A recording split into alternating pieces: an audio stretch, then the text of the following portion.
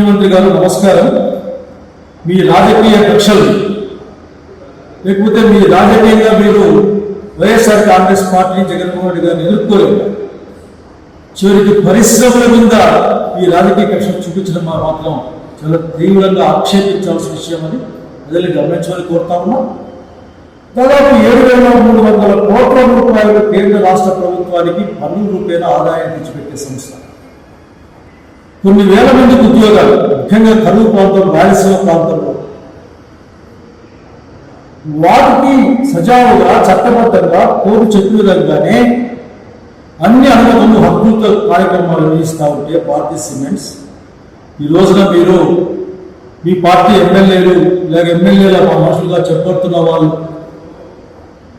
అక్కడ అడ్డుకునే ప్రయత్నం చేయడం మాత్రం సమంజసం కాదని తెలియజేస్తా ఉన్నాం. మేము ఇప్పటికేసిన హైకోర్టు ఉత్తర్వులు ప్రభుత్వం అమలు చేయాలి.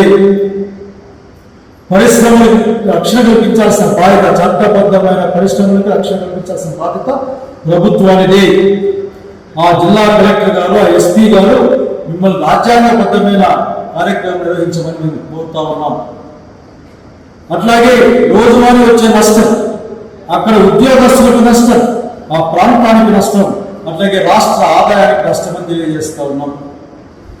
ఏది ఏమైనా సరే అక్కడ ఫిజికల్గా అడ్డగించడం, ముడి సరుకులు లోపల రానికుండా చూడడం, అక్కడ పనిచేసే వాళ్ళని భయోత్పాతానికి గురి చేయడం, అసలు భయానికి ఆ ప్రాంతంలో భయం గుర్తులో పెట్టమన్నది ఏమాత్రం ప్రజాస్వామ్య భారతదేశంలో ప్రజాస్వామ్యంలో మంచిది కాదని. కనుక తక్షణం ఆ పరిశ్రమ కంటే భారతీయ సిమెంట్స్ అన్ని హక్కులు ఉన్నాయి, అన్ని అనుమతులు ఉన్నాయి.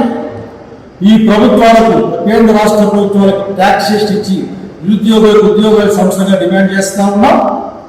తక్షణం మీరు సజావుగా జరిపే విధంగా మీరు ప్రభుత్వం పనిచేయాలి. అట్లాగే శాంతి భద్రత సమస్య లేకుండా చూడాలి. అంతేకాకుండా మీరు రాజకీయ కక్షల్ని ఉపాధి పనులపైన లేకపోతే ప్రజలపైన లేక పరిశ్రమలపైన చూపించకుండా ఉంటే మంచిదని తెలియజేస్తా ఉన్నాం. తక్షణం భారతీయ సిమెంట్ పూర్తి స్థాయిలో పనిచేయాలనుకున్న అన్ని వనరుల్ని, అన్ని అవకాశాలను కల్పించాలన్న హైకోర్టు ఉత్తర్వులకు అనుగుణంగా మిమ్మల్ని యాక్ట్ చేయమని డిమాండ్ చేస్తా ఉన్నాం.